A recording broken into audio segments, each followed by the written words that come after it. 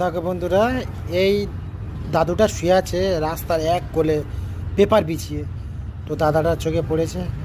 তো দাদাটা নিয়ে এসে কম্বল, বালিশ, কেতা সব কিছু নিয়ে এসছে। এই দেখো, তো এক সাইডে পেছন করে দিচ্ছে, দাদাটাকে তুলে ওখানে শোয়াবে। ভিডিওটা দেখো বন্ধুরা, কত সুন্দর একটা কাজ করছে। এ দেখো, ঘুমির ঘরে আসলে সাড়া নেই।